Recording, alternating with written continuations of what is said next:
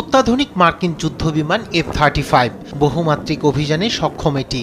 আধুনিক প্রযুক্তির ছোঁয়ায় অনেকটাই নিরাপদ বিমানটির উড্ডয়ন ও অবতরণ। কিন্তু ভাগ্য সহায় হয়নি যুক্তরাষ্ট্রের আলাস্কায় বিধ্বস্ত হওয়া F-35 যুদ্ধবিমানের পাইলটের।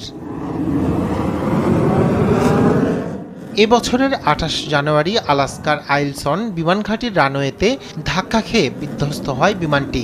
তার আগেই আকাশে থাকাকালীন সেটির সমস্যা ধরা পড়ে। নিরাপদে প্যারাশুট দিয়ে বিমান থেকে ইজেক্ট করার আগ পর্যন্ত সমস্যা সমাধানের আপ্রাণ চেষ্টা চালান পাইলট, তবে কোনো কিছুই কাজে আসছিল না। শেষ মুহূর্তে বিমানটি ঘূর্ণি খেলে চূড়ান্ত সিদ্ধান্ত নিয়ে হাল ছেড়ে দেন পাইলট।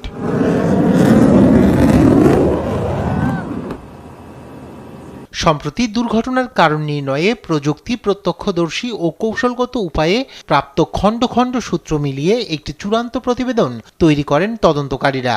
প্রতিবেদনে বলা হয়, যুদ্ধবিমানটির নোজ ও প্রধান ল্যান্ডিং গিয়ারের হাইড্রোলিক লাইনে বরফ জমে কাজ করা বন্ধ করে দেয়, আর এটি দুর্ঘটনার প্রধান কারণ। এ ধরনের অবস্থার জন্য নজরদারির ঘাটতি ছিল বলে উল্লেখ করা হয় প্রতিবেদনে।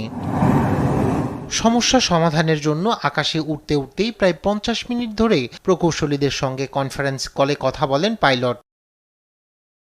সাম্প্রতিক বছরগুলোতে দাম কমানো হয়েছে এই যুদ্ধবিমানের। ২০২১ সালে একটি F-35 যুদ্ধবিমানের দাম ছিল প্রায় $১৩,৫৮,০০,০০০, যা ২০২৪ সালে কমে দাঁড়ায় $৮,১০,০০,০০০। খরচ কমাতে গিয়ে মান বজায় রাখা হয়নি বলে জেট প্রস্তুতকারী প্রতিষ্ঠান লকহিড মার্টিনকে দায়ী করছেন অনেকেই। রায়হান কবির শুভ্র, নিউজ ডেস্ক, দেশ টিভি।